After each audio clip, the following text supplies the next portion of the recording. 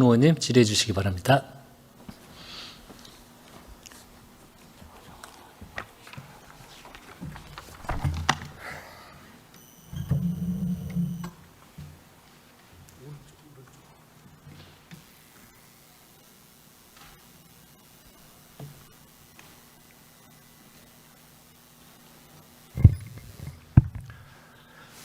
네, 존경하는 우리 한병도 위원장님, 그리고 선배 동료 의원 여러분, 이번 예결위에 합류한 국민의힘 서울 마포갑 조정훈 의원입니다.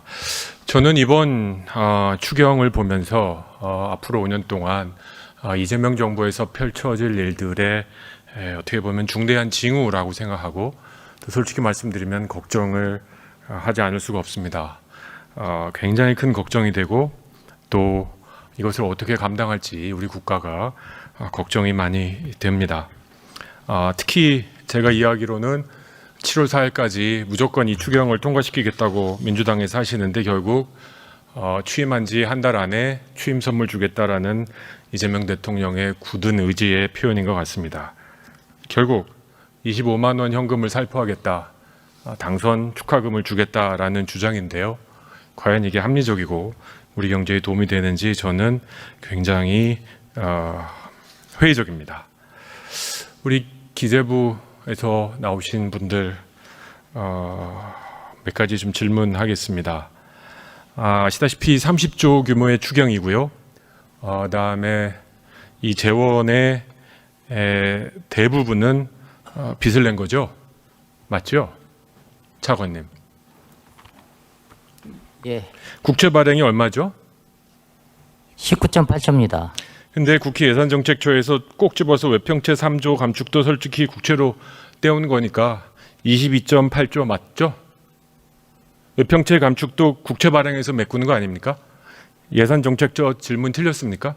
아니요, 저기 예산정책처가 이렇게 지적한 내용을 그대로 반영하게 되면은 외평채를 축소를 안 하게 되면은 추가로 국채 발행물이 늘어나는 그런 문제가 있으면 서로 이제 스위치되는 문제입니다. 그렇죠. 그래서 저는 솔직하게 얘기하면 30조 추경하느라고 22.8조 국채 발행한 겁니다. 제가 22.8조의 국채 발행을 우리 5,100만으로 나눠봤습니다. 그랬더니 1인당 내야 될 추가 세금이 얼마인지 아십니까? 45만 원입니다. 결국 15만씩 나눠갖고 45만 원씩 더 내자. 이게 추경의 핵심입니다. 15만 원씩 나눠갖고 45만 원씩 더 내자. 이 국채 발행 이재명 대통령 호주머니에서 돈 내는 거 아니죠? 결국 국채로 메꾸는 건 세금을 더 걷는 수밖에 없고, 4.4.5입 제가 계산 틀리지 않았으면 전 국민에게 45만 원씩 세금을 더 부과하겠다라는 게 추경의 이름으로 이재명 정부가 전 국민에게 주는 첫 번째 선물입니다. 저는 동의할 수 없습니다. 차관님, 이번 추경의 목적이 뭡니까? 두 가지 목적입니다. 첫 번째는 경기 진작이고 두 번째는 민생 안정입니다. 자, 경기 진작과 민생 안정이라고 하셨는데 그 얘기 조금 이따가 제가 왜 이게 안 되는지 자세하게 설명드리겠습니다. 그 전에 일단 가장 걱정되는 거, 제가 여기 온다고 하니까 거의 많은 분들이 저한테 꼭 질문하라고 하는 거, 부동산 얘기 좀 해보겠습니다. 이거 누구한테 물어봐야 될지 모르겠습니다. 전 정부 분들이라. 통계는 이렇습니다. 지금 부동산 난리 났습니다. 일주일 동안 6월 네 번째 주 일주일 동안 서울 성동구 아파트 가격은 0.9%, 제가 사는 마포구는 0.98% 뛰었습니다. 월간이 아니고 주간이에요. 이걸 1년으로 바꾸면 67% 뛴 겁니다. 6억짜리 아파트가 10억 된 겁니다. 좋아할 일이 아니죠. 우리 서민들, 청년들 4억을 벌 수 있는 그 기간이 평생 아니겠습니까? 왜 이렇게 민주당만 집권하면 부동산 가격이 폭등합니까? 노무현 대통령 시절에 민주당 정부 30평 아파트 따져보니까 80% 올랐어요. 우리 국토부 누구 나와 계십니까? 예, 국토부 장관입니다. 예, 왜 그런 거예요? 민주당만 집권하면 부동산이 폭등하는 이유가 뭡니까 도대체?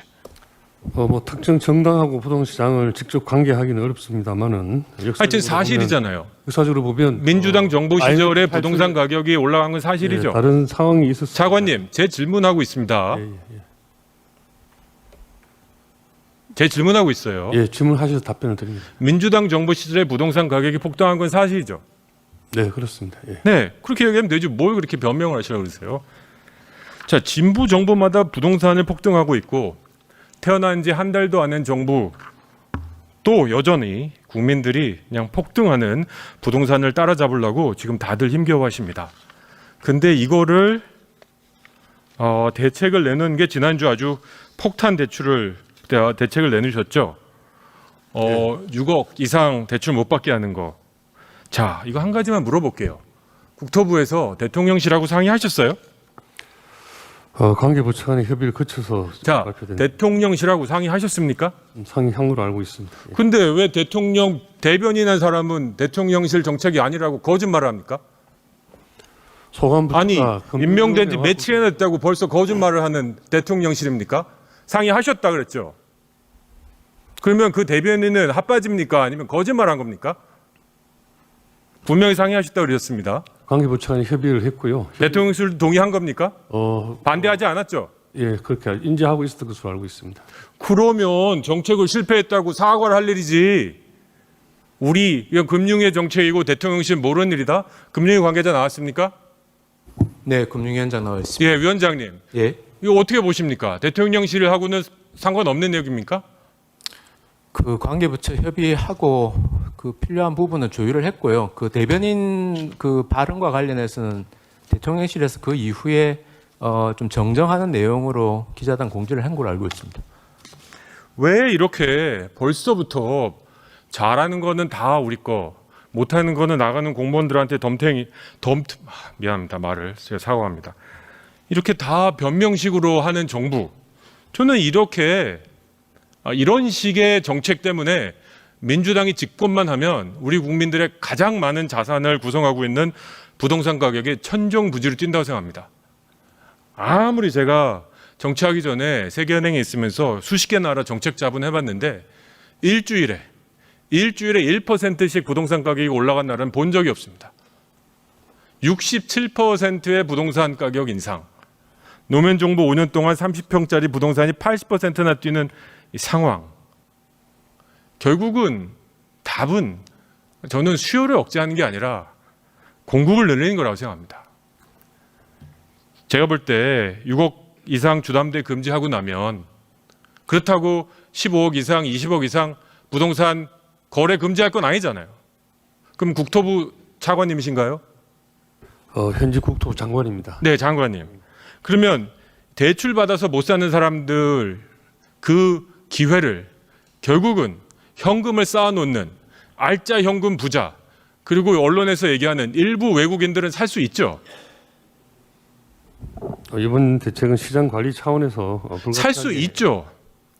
장관님, 제가 말하는 게 어렵지 않습니다. 질문 안 하셔도 다 아시는 게 아닌데 왜 질문을 하시면 그게 제가 답변을 드릴 수밖에 없지 않습니까? 아니 장관님이 의원의 질문 방식에 대해서 지금 훈계하실 필요는 없다고 생각하고요.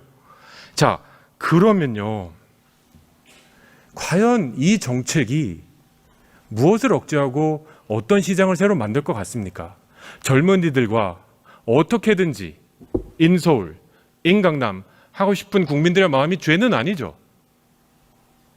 돈 열심히 벌어서 살고 싶은 지역, 그리고 값이 조금 오를 것 같은 지역에 아파트를 사는 국민들이 죄인은 아니죠. 그런데 이런 비현실 정책을 대통령실하고 조율했는데 대통령실은 부진하면서도 막 혼란을 내면서 이렇게 발표하고 나면 부동산 시장은 어떻게 되는 겁니까? 이런 것들이 누적되니까 민주당 정부가 집권만 하면 부동산 가격이 미친 듯이 올라가는 거 아닙니까? 이러고도 어떻게 책임 있는 정부라고 할 수 있습니까? 저는 또 혹시 15억 이상 부동산 대출 규제 정책 문재인 정부에서 핀 적이 있죠? 이런 것도 검토하고 계십니까, 장관님? 현재 그런 내용은 없는 것으로 알고 있습니다. 그러면 부동산 6억 이상 주담대 금지 대책이 집값을 안정시키는데 실패하면 추가로 무슨 대책을 마련하실 생각입니까? 기본적으로 가수요를 억제하고 공급을 열리는 양쪽 그 두 바퀴 정책을 펼 것으로 그렇게 알고 있습니다. 자, 그러면 이번 정책은 시간 효과를 보는데 시간이 얼마나 필요하다고 생각하십니까? 그리고 이 정책으로 부동산 가격을 얼마나 안정시키려고 하십니까? 시장에는 많은 가수요로 인한 수요가 있기 때문에 그런 부분에는 효과가 있을 것으로 생각을 합니다. 그럼 부동산 가격이 내려가려고 보십니까?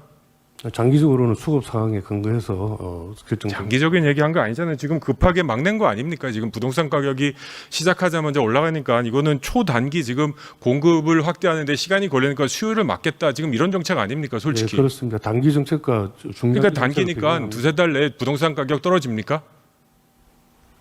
자신 있으세요? 시장 상황을 예의지켜 보고 있습니다. 예. 금융위원장님 자신 있으십니까? 이거 금융의 생각이세요? 아니면은 대통령실에서 요구한 정책입니까?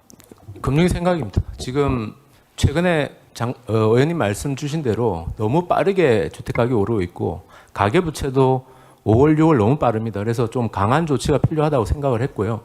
효과는 지켜봐야 되겠습니다만 최근에 급등세에서는 약간 진정한 효과는 있을 거라고 기대합니다. 자, 그건 거시적으로 저도 100번 양보해서 좀 진정해서 그럴 수도 있다고 생각해요. 근데 장관님, 미시로 내려가 보면요. 강남 아파트, 서울 주요 지역 아파트 살 수 있는 사람들의 그 진입할 수 있는 장벽을 현실적으로 청년들과 조금 대출해서 사고 싶은 분들을 완전히 막은 거예요.